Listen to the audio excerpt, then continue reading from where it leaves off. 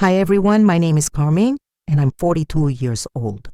I need to share something with you all that literally changed my entire life. And honestly, I'm still processing everything that happened.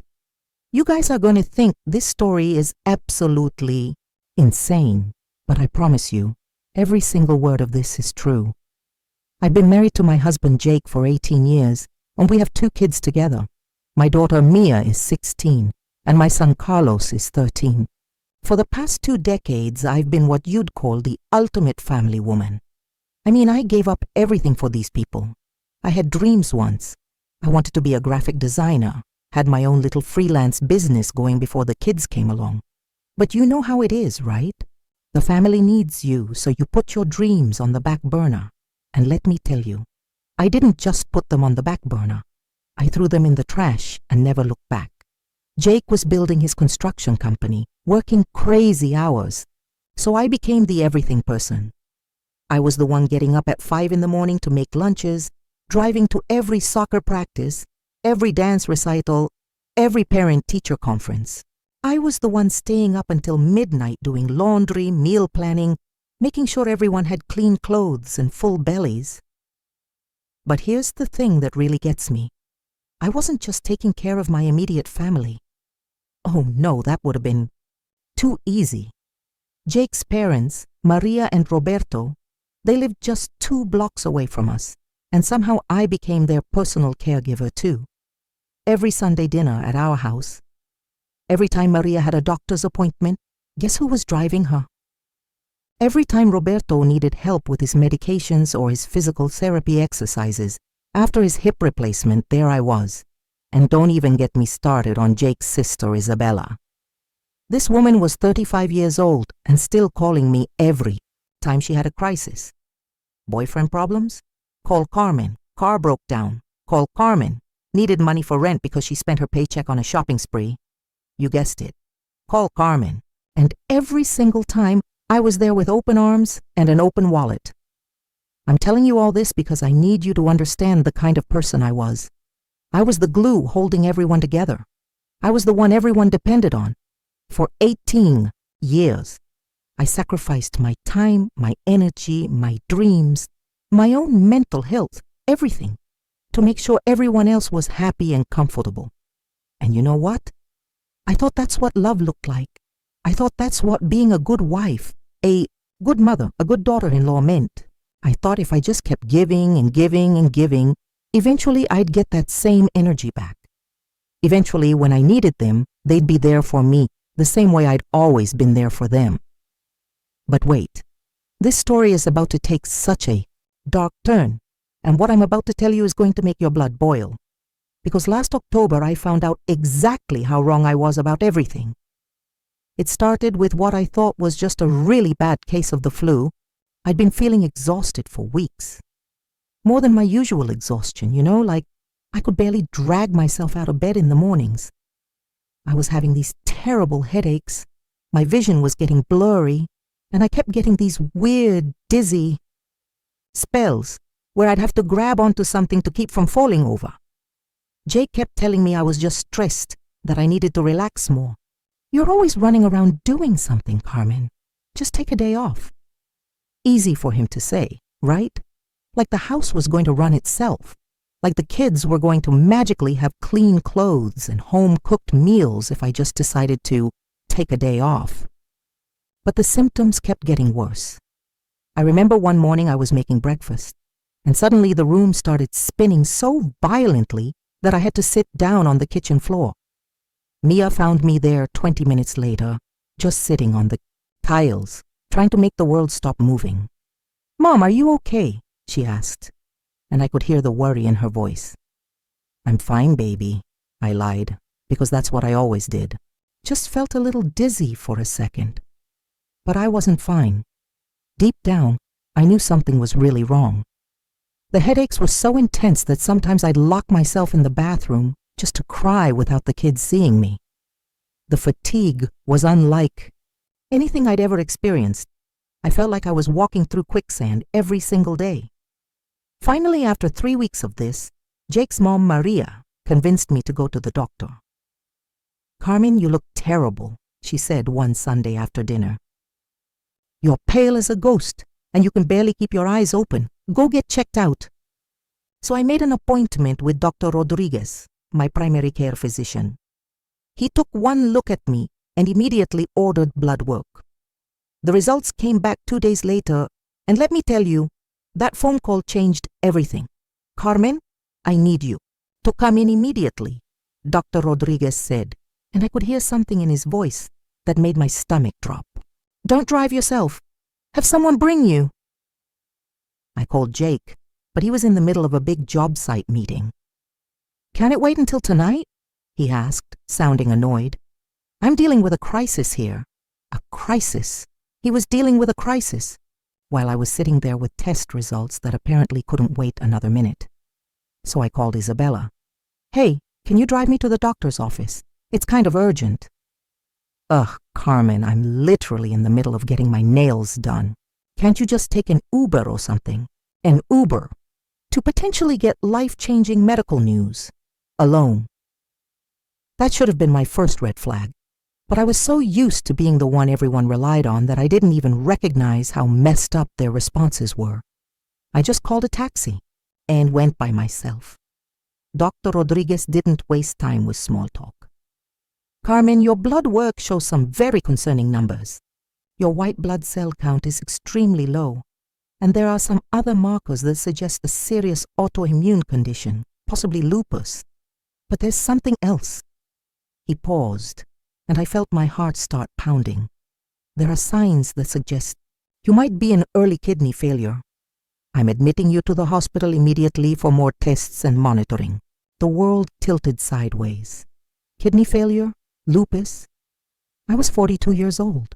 I had 2 kids who needed me, a husband who depended on me, in-laws who couldn't function without me. How serious is this?" I managed to ask. "Very serious, Carmen. If we're right about the kidney involvement, you're looking at intensive treatment, possibly dialysis, potentially a transplant down the line. But first, we need to get you stabilized and figure out exactly what we're dealing with."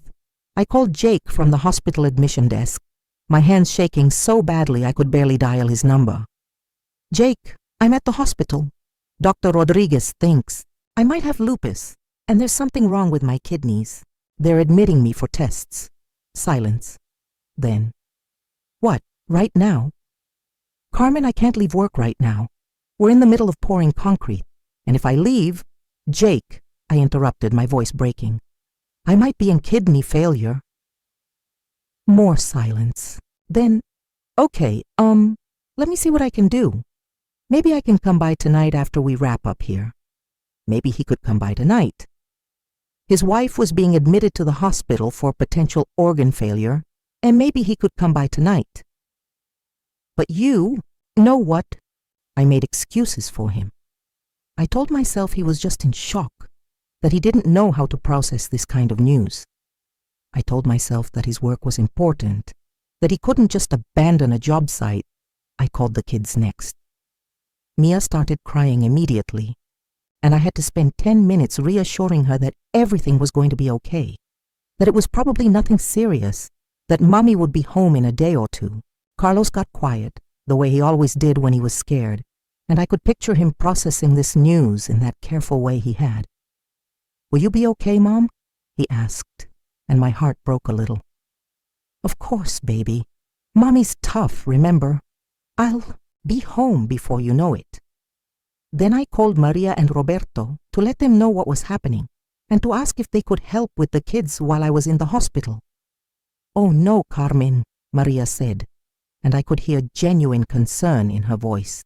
"This is terrible news. Of course we'll help with whatever you need." Finally, I thought. Finally, someone who understood how serious this was. The first few days in the hospital were a blur of tests, IV lines, and waiting.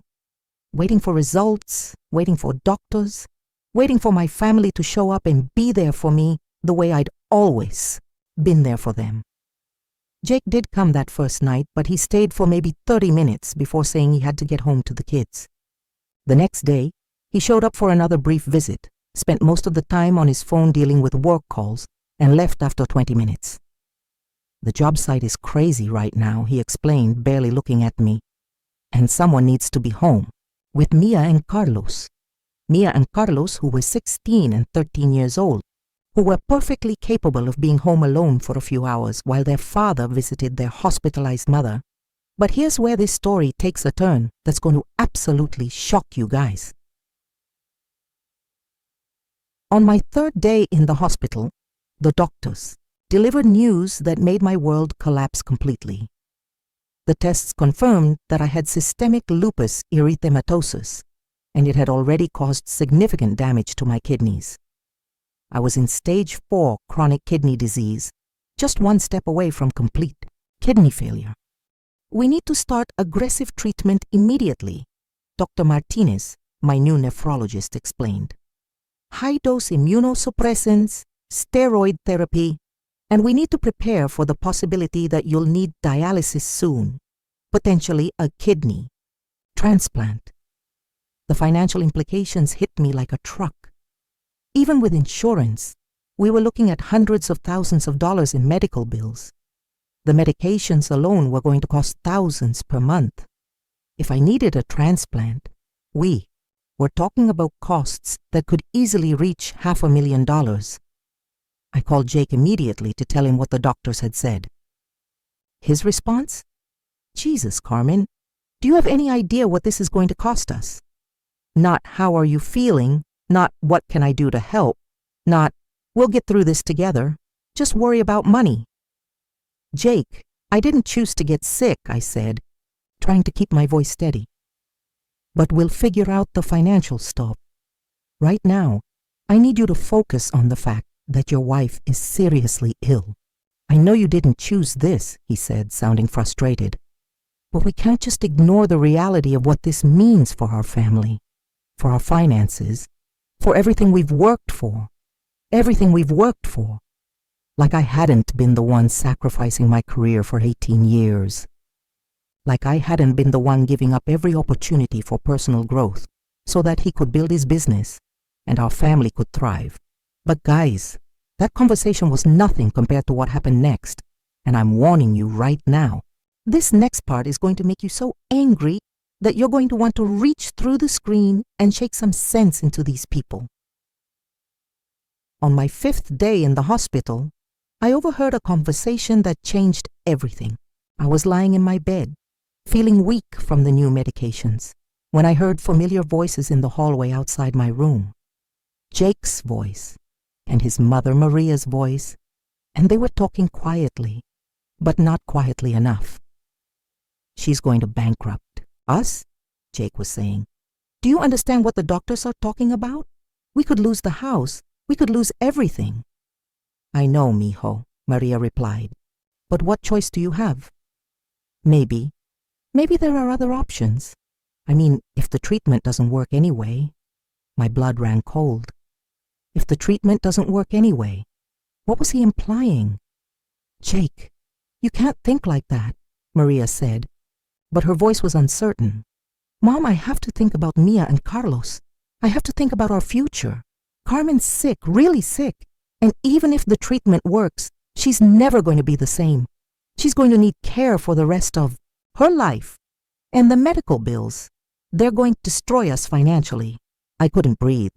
My husband, the man I'd given 18 years of my life to, was standing outside my hospital room talking about me like I was a financial burden that needed to be managed. What are you saying, Jake? Maria asked. There was a long pause, and then Jake said something that I will never ever forget as long as I live. I'm saying maybe it would be better for everyone if we just let nature take its course. Stop the aggressive treatment. Make her comfortable, but don't bankrupt the family, trying to fix something that might not be fixable anyway. Let nature take its course. My husband was talking about letting me die rather than deal with the financial and emotional burden of my illness. I must have made some kind of noise, because suddenly their voices got quieter, and then I heard footsteps walking away. A few minutes later, Jake came into my room acting like nothing had happened. Hey babe, how are you feeling? He asked, and I stared at him like I was seeing him for the first time. I'm okay, I managed to say. Because what else could I say? How do you confront someone about a conversation like that? But something fundamental shifted in me that day. The rose-colored glasses I'd been wearing for 18 years were ripped off, and suddenly I was seeing my life, my marriage, my family with brutal, crystal-clear clarity. Over the next few days, I started paying attention to things I'd been blind to before. Jake's visits became shorter and less frequent. When he did come, he spent more time scrolling through his phone than talking to me. He never asked how I was feeling, never brought flowers or magazines or anything to make my stay more comfortable. He never held my hand or offered words of encouragement. The kids came to visit once, and even then, Jake seemed impatient the entire time, checking his watch and reminding them that they needed to get home for homework and dinner. Maria and Roberto stopped coming altogether after that second day. Isabella never came at all, and slowly, a terrible realization started creeping in. These people who I'd devoted my entire adult life to, who I'd sacrificed everything for, who I'd bent over backwards to please and support and take care of, they didn't actually care about me as a person. They cared about what I could do for them. As long as I was the woman who cooked their meals and cleaned their houses and solved their problems and took care of everyone else's needs, I was valuable to them. But the moment I became someone who needed care instead of someone who provided it, the moment I became a financial burden instead of a financial contributor, I was expendable. But wait, you guys, the story I'm about to tell you gets so much worse before it gets better. And what happens next is going to make you question everything you think you know about family loyalty. On my 8th day in the hospital, I was moved to the ICU. My kidneys had started failing more rapidly than the doctors expected, and my body wasn't responding well to the initial treatments. I was scared, really scared, for the first time since this whole nightmare began. I called Jake to tell him about the move to the ICU, and you know what he said? The ICU? Carmen, do you know how much the ICU costs per day? Not, oh my God, are you okay? Not, I'm coming right now. Just worry about money. Jake, I could die, I said, and my voice was barely a whisper. Don't be dramatic, he replied. The doctors know what they're doing. You're going to be fine. Dramatic. I was being dramatic about potentially dying from organ failure. That night, lying in the ICU with machines beeping around me and IV lines running into both arms, I made a decision that would change everything. I was going to pay attention, really pay attention. I was going to see exactly how much my family cared about me when I needed them most. The next morning, I called Jake and asked him to bring me some things from home. My favorite pajamas, my reading glasses, the book I'd been working on, maybe some photos of the kids to make the sterile room feel less frightening. I don't really have time to dig through your stuff, he said. Can't you just make do with what the hospital provides? I called Mia and asked if she could bring me a few personal items, maybe some of my own shampoo and lotion.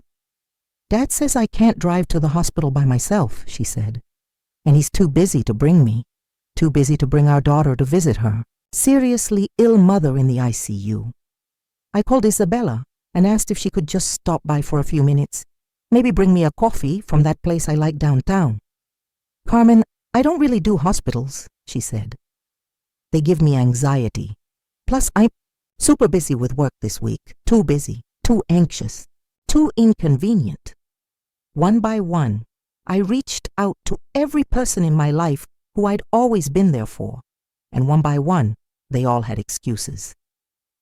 For 3 days, I lay in that ICU bed, and nobody came. Nobody called unless I called first. Nobody brought me anything. Nobody sat with me during the scary moments when alarms went off and nurses rushed in. Nobody held my hand when I cried from pain or fear or the crushing loneliness of realizing that all those years of giving and sacrificing and putting everyone else first had meant absolutely nothing. But here's the thing that really opened my eyes. I could hear other patients in the ICU and they had constant visitors. spouses who slept in uncomfortable chairs just to be close, children who took time off work to be there, friends who brought flowers and cards and sat for hours just talking or reading or watching TV together. I saw what real love looked like, and I realized I'd never had it, not even close. On my 11th day in the hospital, I overheard another conversation that sealed my fate. This time, it was Jake talking to his sister Isabella on the phone, and he thought I was sleeping. The doctors want to start her on some new experimental treatment, he was saying. But it's not covered by insurance. We're talking about $15,000 a month, maybe more.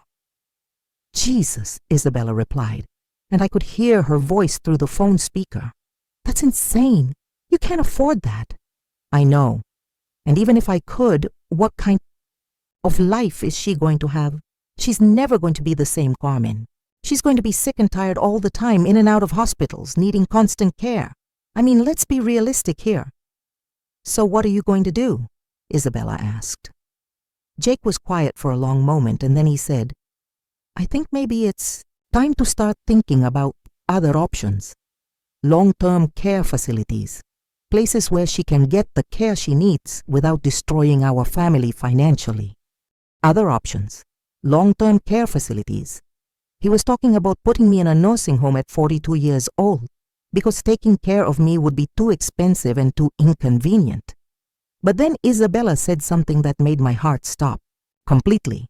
Have you talked to a lawyer yet about protecting your assets if she needs long-term care? Because if you're not careful, they're going to take everything, the house, the business, all of it, to pay for her medical expenses. Yeah, I've got a consultation set up for next week, Jake replied. We need to figure out how to legally separate our finances so that when she goes into care, they can't touch what I've worked so hard to build. They were planning to abandon me completely. Jake was going to divorce me, take all our assets, and leave me to die in some state-run facility while he went on with his life like our 18-year marriage had never happened. And the worst part? Isabella was helping him plan it. The same Isabella who'd called me crying 100 times over the years, who I'd loaned money to more times than I could count, who I'd supported through every crisis and drama in her adult life. I closed my eyes and pretended to be asleep while they finished their conversation, but inside, something was crystallizing. A plan was forming. A realization was dawning. If they were going to treat me like I was disposable, then maybe it was time for me to disappear. But first, I needed to know exactly how bad this betrayal went. I needed to see just how far they were willing to go. So, I decided to test them. One final test to see if there was any shred of love or loyalty left in any of these people I'd devoted my life to. The next day, when Jake came for his usual 15-minute visit, I looked him straight in the eyes and said, "The doctors think I might not make it through the night. My kidneys are shutting down completely, and my heart is starting to show signs of strain." This was a lie. I was actually starting to stabilize a little bit, but I needed to see his reaction to the possibility of losing me forever. You know what he said? "Well, we'll cross that bridge when we come to it. No emotion, no tears. No, I can't live without you," or "we'll fight this together," or any of the things you'd expect from someone who supposedly loved you.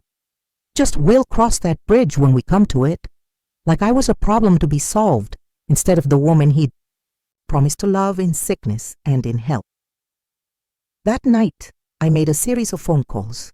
I called every single person who should have cared about me and told them the same lie, that the doctors didn't think I'd make it through the night. Maria's response, "Oh, that's terrible, Carmen. I'll pray for you." Roberto's response, "These things happen, Mija. We're all going to go sometime." Isabella's response, "That's so scary. Well, I hope you're at peace with everything." Not one of them offered to come to the hospital. Not one of them asked if there was anything they could do. Not one of them even asked to speak to Jake or get more details from the doctors. They were all perfectly content to let me die alone in that ICU bed. But the call that broke my heart completely was to my own children, when I told Mia that the Doctors were worried about me making it through the night. You know what she said? "Mom, you're scaring me. Can I talk to Dad?" And when Jake got on the phone, I heard him tell her, "Don't worry about it, sweetheart. Your mom's being dramatic again. She's going to be fine." He dismissed my potential death as me being dramatic to our daughter, our 16-year-old daughter who was scared of losing her mother. That's when I knew with absolute certainty that these people didn't love me. They never had. I was useful to them, and they'd kept me around as long as I served a purpose. But the moment I became inconvenient, they were ready to discard me without a second thought. Lying in that hospital bed, that night, hooked up to machines and completely alone, I made a decision that would change everything. I was going to survive this illness, and when I did, I was going to disappear from their lives completely. But not before I took care of myself in a way that would ensure I never had to depend on anyone ever again. Because here's what they didn't know, and what you're about to find out. I wasn't as helpless as they thought I was. I wasn't as financially dependent as they assumed, and I definitely wasn't going to go quietly into whatever nursing home or care facility they had planned for me. But first, I had to get out of that hospital alive, and what happened during my recovery is going to show you exactly how far a family will go to abandon someone they're supposed to love. The experimental treatment the doctors wanted to try. It wasn't $15,000 a month like Jake had told Isabella. It was expensive, yes, but it was mostly covered by our insurance with a copay of about $800 a month. Jake had lied about the cost, probably to make his case for abandoning me sound more reasonable, but I didn't tell him I knew that. Instead, I started planning.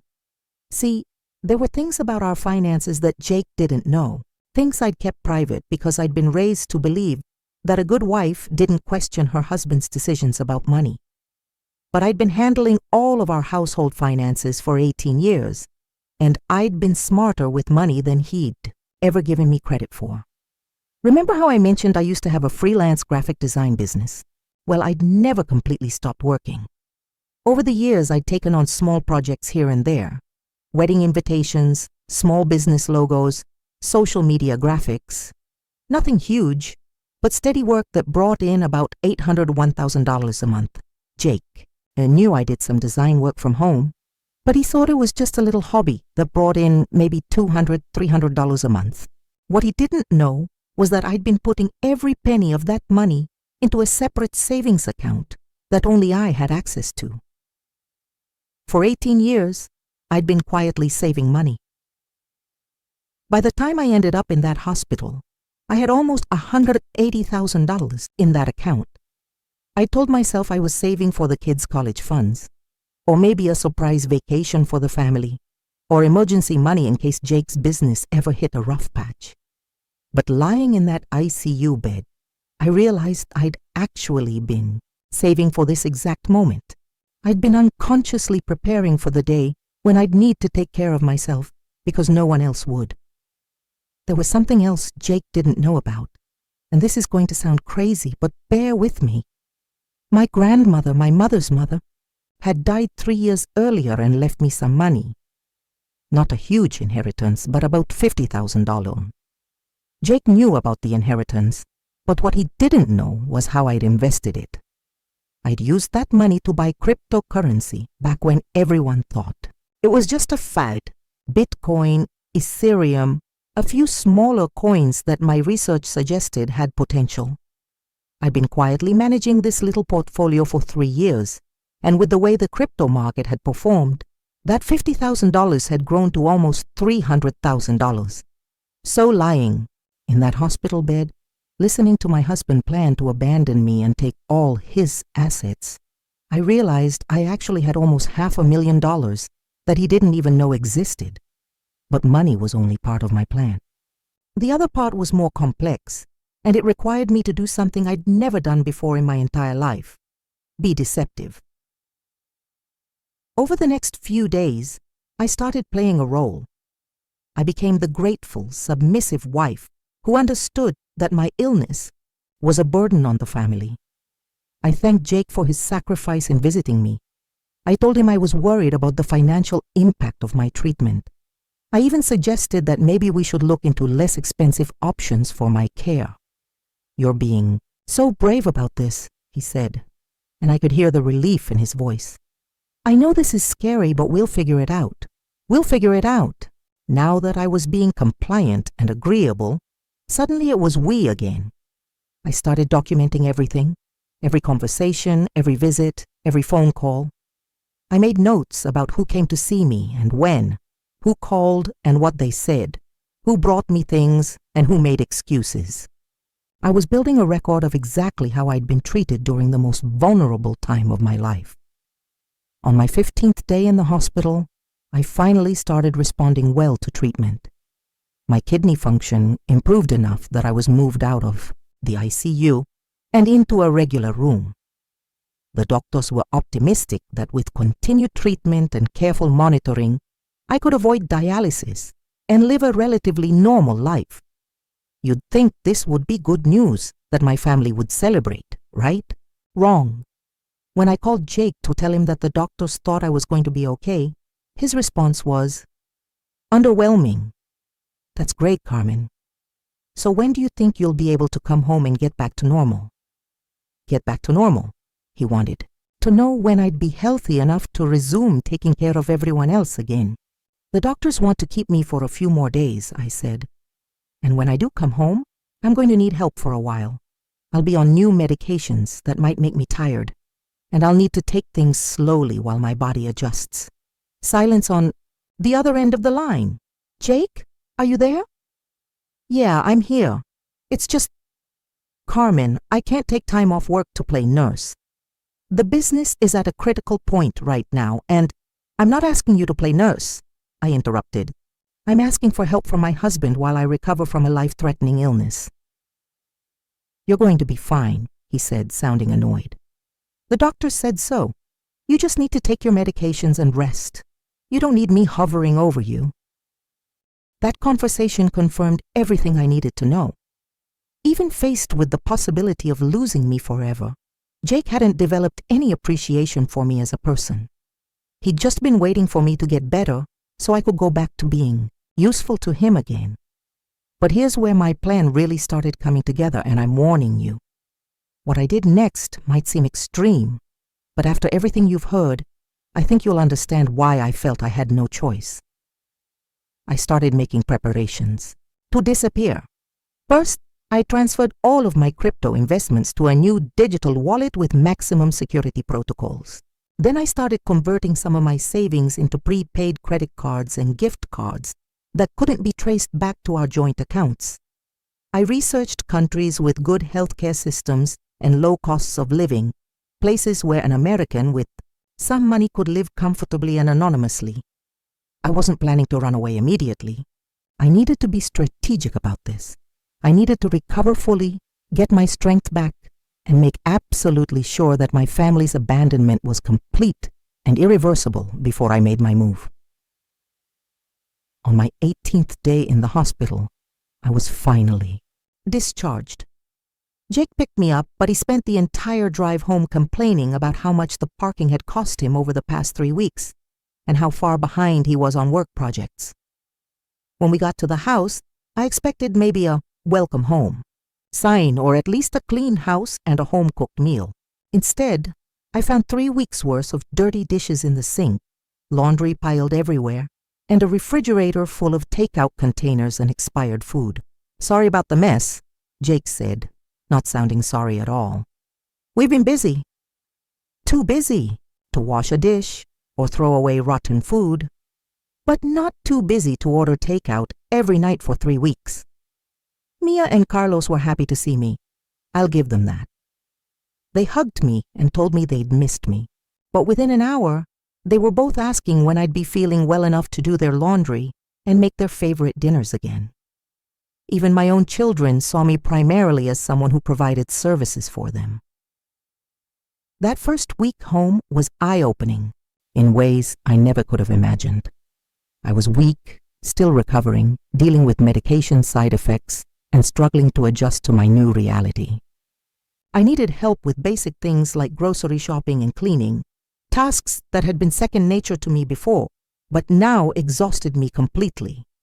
And you know how much help I got? Zero. Absolutely zero. Jake went back to his normal routine immediately. Up early, gone all day, home late, straight to the TV or his phone. He never asked how I was feeling. Never offered to help with anything. Never even acknowledged that I was still recovering from a serious illness. The kids went back to their normal routines too. School, activities, friends, the usual teenage drama. They expected me to drive them places, cook their meals, do their laundry, help with homework, just like always. When I explained that I was still too weak to do some of these things, they got frustrated with me. "When are you going to be better, Mom?" Mia asked one day when I told her I couldn't drive her to the mall because the medication made me dizzy. "I am better, sweetheart," I said, "but I'm still recovering. I need to take things slowly for a while." "But Dad says you're fine now," she replied. "He says the doctors fixed you and you just need to stop being lazy." Lazy, my husband had told our children that I was being lazy rather than explaining that I was still recovering from organ failure. That's when I realized that this wasn't just about my illness. This was about a fundamental lack of respect that had always been there.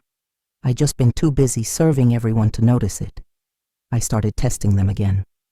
Small tests at first. I forgot to do laundry one week and waited to see if anyone would step up to help. Instead, Jake just bought new underwear and socks rather than wash the dirty ones. I stopped cooking dinner a few nights and waited to see if anyone would cook for the family. Instead, they ordered pizza and didn't even ask if I wanted any. Stopped cleaning the bathrooms, stopped organizing everyone's schedules, stopped managing the household bills and appointments. And you know what happened? Chaos.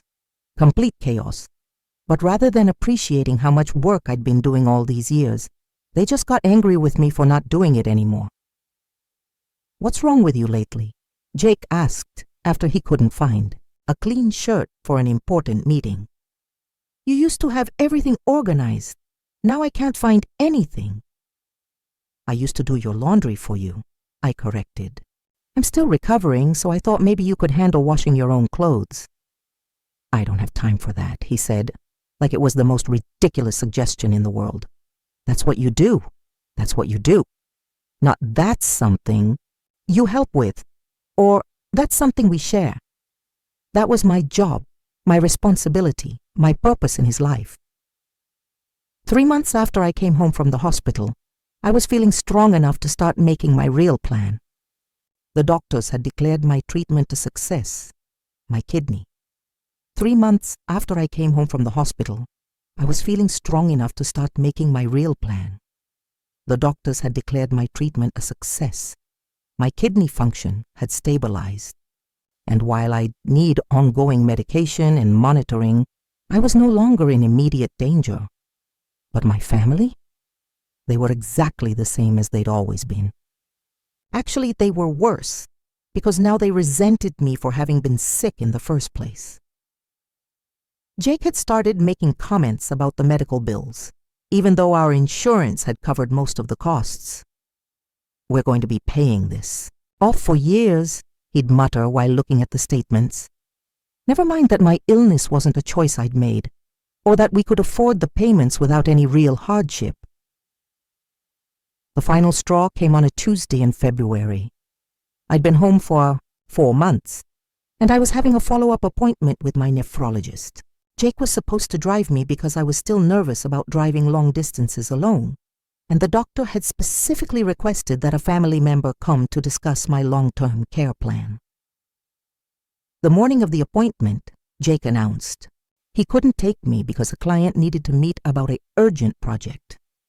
"Can't you reschedule?" I asked. "Dr. Martinez specifically wanted you there to discuss my care plan." "Carmen, I can't keep putting my life on hold for your doctor appointments," he said. "You're fine now. Drive yourself." I called Isabella to ask if she could come with me instead. "I'm getting my hair done," she said. "Can't you just take an Uber?" An Uber to a medical appointment where my husband should have been learning how to help me manage my chronic condition. So I drove myself, sat alone in that doctor's office, and listened to Dr. Martinez explain my treatment plan, my dietary restrictions, my medication schedule, and all the warning signs I needed to watch for that could indicate my condition was worsening. "Is your husband coming?" Dr. Martinez asked. "I really wanted to review these care instructions with your family." He couldn't. "Make it," I said, trying to keep the humiliation out of my voice. Dr. Martinez looked concerned. "Carmen, managing lupus successfully requires a strong support system. Your family needs to understand your condition and know how to help you." I nodded and smiled, but inside I was done, completely done. That night I made my final decision. I was going to leave, and I was going to make sure they understood exactly what they were losing. Over the next 3 weeks, I quietly put my plan into action. I researched the legal requirements for divorce in our state, particularly around asset division and spousal support. I found out that since Jake had been planning to divorce me anyway, to protect his assets, I could actually use that against him. See, here's what he didn't know about our finances. Technically, according to our joint tax returns, I'd been contributing to our household income for years with my design work. And since I'd been managing all of our investments and retirement accounts, I had legal claim to half of everything, including his business. But I didn't want half. I wanted out, and I wanted to make sure they could never find me or bother me again. I started liquidating my secret accounts gradually. I converted most of my cryptocurrency to stablecoins and then to cash, using different exchanges and withdrawal methods to avoid creating a paper trail. I transferred money to new accounts in banks that Jake had never heard of. Then I did something that I'm still not sure was entirely legal, but honestly, I don't care anymore. I started moving money from our joint accounts.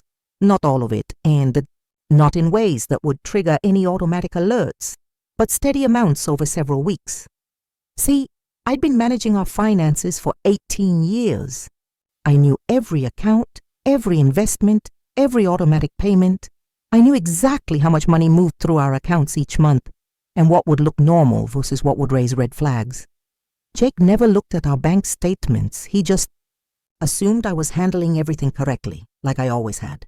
So when I transferred $2,000 here and $3,000 there, he didn't notice. When I cashed out some of our long-term investments early, paying the penalties, he didn't know because he'd never paid attention to those accounts anyway. By the end of March, I had liquidated almost $800,000 in cash and assets. Some of it was money that was rightfully mine from my inheritance and my years of secret saving. But some of it was from our joint accounts and investments, money that legally belonged to both of us. Was it stealing? Maybe. But I figured Jake owed me 18 years of unpaid labor as a household manager, child care provider, elder care coordinator, and personal assistant. I considered it back wages. Next, I started planning my exit strategy. I researched countries with good healthcare systems, reasonable costs of living, and strong privacy laws. I looked into visa requirements, housing options, and international banking regulations. I settled on Portugal.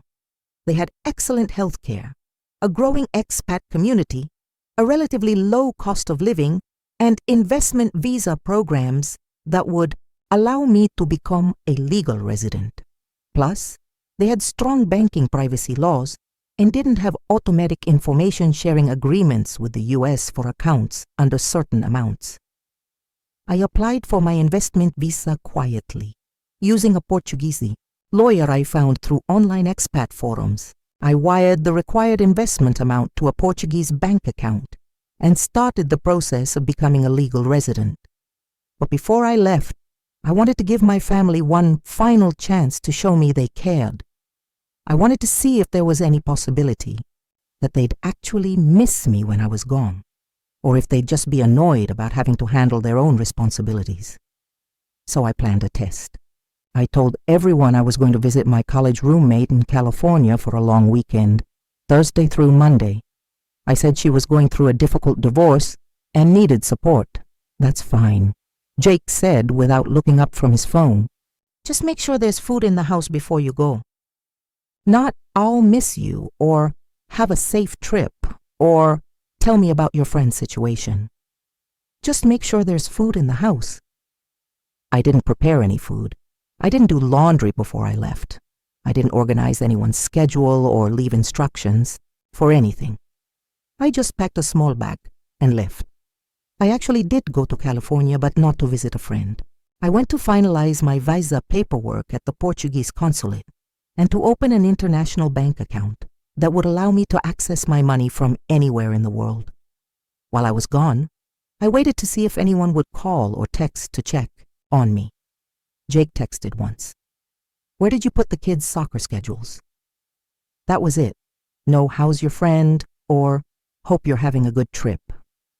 Just a question about where I'd filed some paperwork. Mia texted to ask when I'd be home because she needed a ride somewhere. Carlos texted to ask if I'd remembered to buy more cereal before I left. Not one of them missed me as a person. They just missed the services I provided. When I came home on Monday, the house was a disaster. Dishes everywhere, trash overflowing, everyone wearing dirty clothes because no one had done laundry. And instead of anyone saying, "Glad you're back," or "We missed you," Jake immediately started complaining. "This place fell apart while you were gone," he said. "I had to order takeout every night because there was nothing to eat. There was plenty of food in the house. There just wasn't anyone to cook it for him." That night, I made my final decision. I was leaving in 2 weeks and I wasn't coming back. I spent those 2 weeks making final preparations. I transferred the last of my money to my international accounts. I sold my jewelry and other personal valuable items through online platforms, converting everything to cash. I made appointments with doctors in Portugal and arranged to have my medical records transferred. Most importantly, I wrote letters. Individual letters to Jake, to each of my children, to Maria and Roberto, and to Isabella. I didn't plan to mail them until after I was gone. But I wanted each of them to understand exactly why I was leaving and exactly how their actions had contributed to this moment. I also prepared a detailed financial statement showing Jake exactly how much money I'd taken and why. I calculated 18 years of unpaid household labor at market rates: housekeeping, cooking, childcare, elder care, personal assistant work, financial management. When I added it all up, the amount I'd taken was actually less than what he owed me for years of uncompensated work. On my last day, I went through the motions of normal life one final time. I made breakfast for everyone, packed lunches, reminded the kids about their schedules. Jake left for work without saying goodbye, like always. The kids left for school focused on their own drama and activities. None of them knew they were seeing me for the last time. At 10 a.m., after everyone was gone, I loaded my 2 suitcases into my car and drove to the airport. I'd bought my ticket weeks earlier under my maiden name, using my passport that Jake didn't even know I'd renewed. Before I went through security, I mailed all the letters I'd written. Then I called Jake's phone and left a voicemail. "Jake, by the time you hear this message, I'll be gone. I've left you a letter explaining everything, but the short version is this. I spent 18 years giving you everything I had, and when I needed you most, you abandoned me. You planned to put me in a nursing home rather than deal with the inconvenience of my illness. You told our children I was being lazy when I was recovering from organ failure. You never once asked how I was feeling or what you could do to help, so I'm done. I'm starting over somewhere where people will value me for who I am, not just what I can do for them. Don't try to find me. I never want to see any of you again." Then I turned off my phone, got on a plane, and flew to Lisbon. The flight gave me 13 hours to think about what I'd done and whether I had any regrets. You know what? I didn't. Not a single one. For the first time in 18 years, I was putting myself first. For the first time in my adult life, I was choosing my own happiness over everyone else's convenience. When I landed in Portugal, I felt like I could breathe again. I'd researched the area extensively and found a beautiful apartment in a small coastal town about an hour from Lisbon. The rent was less than a quarter of what our mortgage payment had been back home, and the view of the Atlantic Ocean was better than anything I'd ever seen. I spent my first week just walking on the beach and sleeping, really sleeping, without anyone needing anything from me, without any alarms or schedules or responsibilities. It was the most peaceful week I'd had in decades. After a few days, I finally turned my phone back on to see what kind of chaos I'd left behind. There were 47 missed calls from Jake, 23 from Isabella, 12 from Maria, and dozens of text messages ranging from angry to panicked to threatening. Jake's messages went through several stages. First, anger. What the hell do you think you're doing? Then panic when he realized how much money was missing. Carmen, we need to talk about this immediately. Then threats. If you don't come home right now, I'm calling the police. But my favorite message was from Isabella. Carmen, you're being incredibly selfish. Jake needs you. The kids need you. You can't just abandon your family because you're having some kind of midlife crisis. A midlife crisis. That's what she called it when someone finally refused to be taken advantage of anymore. I didn't respond to any of them. Instead, I sent one final group text to everyone. I'm safe, I'm healthy, and I'm exactly where I want to be. This is not a kidnapping or a mental breakdown. This is a choice. Respect it. Then I blocked all of their numbers and deleted my social media accounts. 6. Months later, I'm writing this from my terrace overlooking the ocean. I've started a new design business here, working with local hotels and restaurants. I'm learning Portuguese and taking art classes. I've made friends with other expats and some wonderful local people who appreciate me for who I am. My health is better than it's been in years. Turns out chronic stress was making my lupus symptoms worse, and removing that stress has helped my body heal in ways I never expected. Do I miss my children? Of course I do. But I realized that what I missed was the idea of having children who loved and appreciated me, not the reality of having children who saw me as a service provider. Last month, I got a message from Mia through a mutual friend. Apparently, Jake's been struggling to manage the household and the kids' schedules, and he's been hiring housekeepers and babysitters and personal assistants to do all the things I used to do for free. The monthly cost is more than what I used to spend on groceries for the entire family. The message said Mia wanted to apologize and asked if I'd consider coming home. But here's the thing. I am home. For the first time in my adult life, I'm exactly where I belong. I've learned that love isn't supposed to be one-sided. Family isn't supposed to be a group of people who take everything you have to give and offer nothing in return. And marriage isn't supposed to be a contract where one person does everything while the other person benefits from that labor without appreciation or reciprocation. I don't know if what I did was right or wrong. I don't know if leaving my children makes me a terrible mother or if taking that money makes me a thief. But I know that for the first time in my life, I'm happy, really, truly happy. And you know what? I think I deserve that. I think I always deserved that. So to anyone listening who recognizes themselves in my story, anyone who's been giving and giving until there's nothing left, anyone who's been treated like their only value is what they can do for other people, I want you to know that you deserve better.